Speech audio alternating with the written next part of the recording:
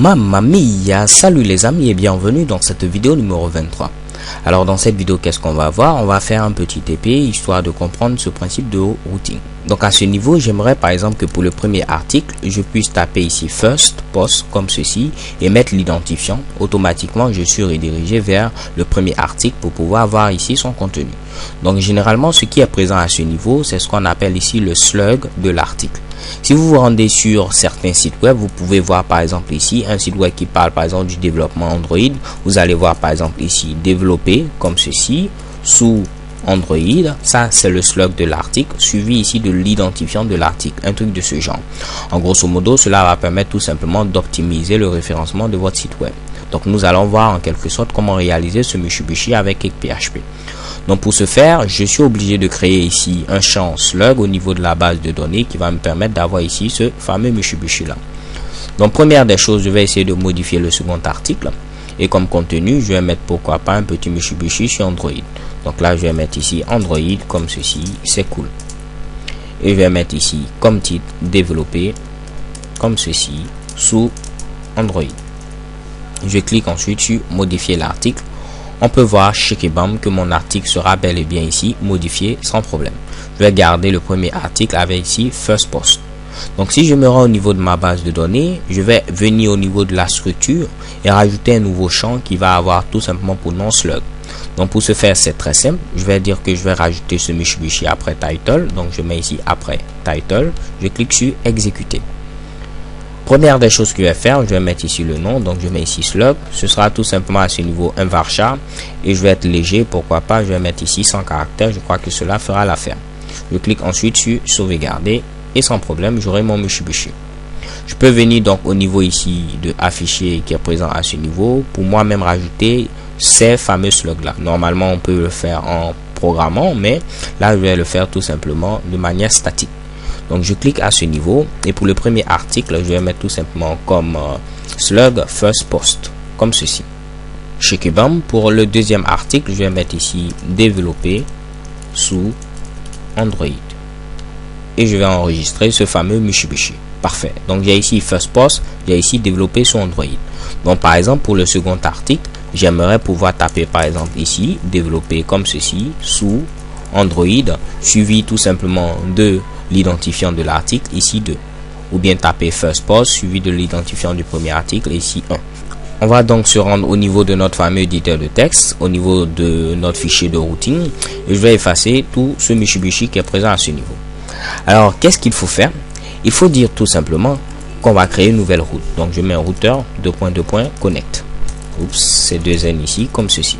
Donc la première des choses, qu'est-ce que je vais dire? Je vais dire tout simplement, si on a par exemple un slug, donc là je mets ici un paramètre nommé, suivi tout simplement d'un tiret, et ensuite j'ai un identifiant, qu'est-ce qu'il faut faire?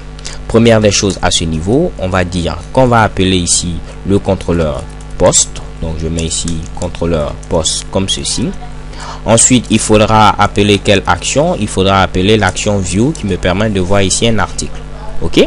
Et en troisième paramètre, je vais donner tout simplement les paramètres à passer directement. Donc là, je mets ici passe. Et je vais dire que ce qu'il faudra passer directement, c'est tout simplement l'identifiant. On ne va pas faire passer ici le slug. Ok? Donc ensuite, je vais dire quoi? Je vais dire qu'à ce niveau, le slug qui est présent ici, ce sera quoi? Donc je vais mettre mon expression régulière. Je vais dire quoi? Au niveau du slug, on aura tout simplement des lettres. Donc A à Z, également pourquoi pas en majuscule, 0 à 9. Et on peut avoir également des tirets. Vu que le tiret est un caractère spécial, je vais mettre tout simplement ici l'anti-slash avant de mettre ici le tiret. Donc là, pourquoi pas, je vais éviter également de mettre ici des majuscules. Généralement, on n'en trouve pas. Et en ce qui concerne l'identifiant, ce sera comme précédemment. Ce sera quoi à ce niveau? Un chiffre répété une ou plusieurs fois. Ok? Donc là, je mets un fameux plus que je vais également mettre à ce niveau-là. Donc, si j'essaie de récapituler, qu'est-ce qui se passe? Si l'utilisateur tape ici un slug suivi d'un tiret suivi d'un identifiant. Donc à ce niveau, je n'oublie pas tout simplement de mettre mon fameux point virgule et mettre un petit slash ici pour dire que cela va se faire depuis la racine. Donc si je me rends au niveau de mon navigateur, je tente tout simplement d'actualiser. Qu'est-ce qui se passe? Automatiquement, je suis redirigé ici vers mon second article. De même à ce niveau, si je tape ici first comme ceci, first post, et je mets ici 1, je dois être redirigé vers le premier article. Qu'est-ce qui va se passer? Bam, je suis redirigé vers le premier article. Maintenant, on va faire quelque chose avant de terminer. C'est que lorsque je viens au niveau du blog, moi j'aimerais également que lorsque l'utilisateur clique sur ce lien soit automatiquement reformaté. Donc je ne veux pas avoir ici post view 1.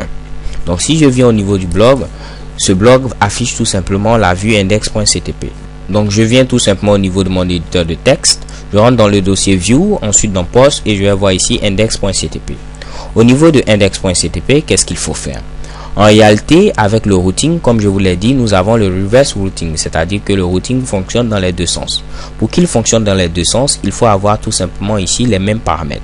Donc ici, vous pouvez voir quels sont les paramètres que j'ai.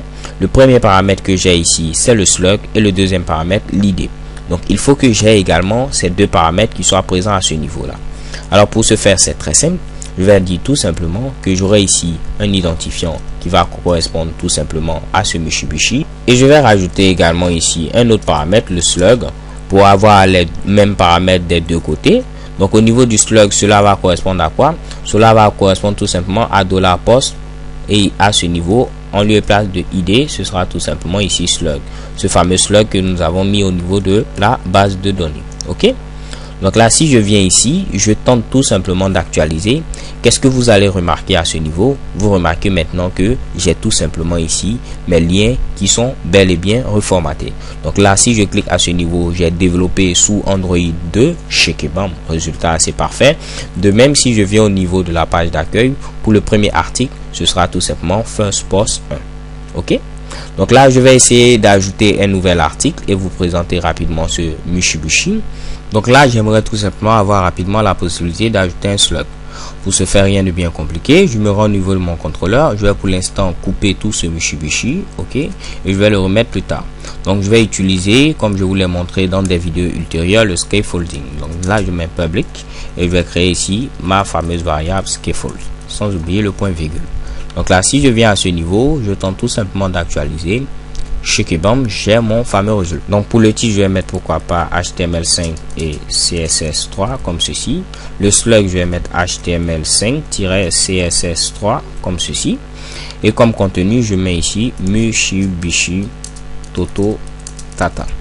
Je clique ensuite tout simplement sur Submit. Donc là, rapidement, j'ai ajouté un nouvel article comme ceci. Et j'ai également un slug qui est présent à ce niveau. Pourquoi pas, on va ajouter un dernier article avant de remettre ici mon fameux script que j'avais précédemment.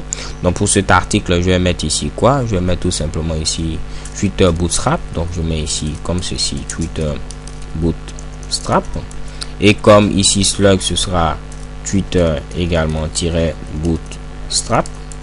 Comme contenu, je mets ici Lolo. Voilà. Parfait. Donc là, je viens à ce niveau, je clique également sur Submit. On va vérifier que notre Mitsubishi fonctionne. Je reviens d'abord à ce niveau, je fais CTRL Z pour remettre ici ce que j'avais précédemment. Parfait. Je vais vérifier que mon Mitsubishi a été pris en compte. Je reviens au niveau de ma page d'accueil. Chez Kebam, j'ai mon Mitsubishi. Mais qu'est-ce que vous pouvez remarquer? Si je viens à ce niveau, HTML5 et CS3, vous pouvez voir également que mon slug a été pris en compte.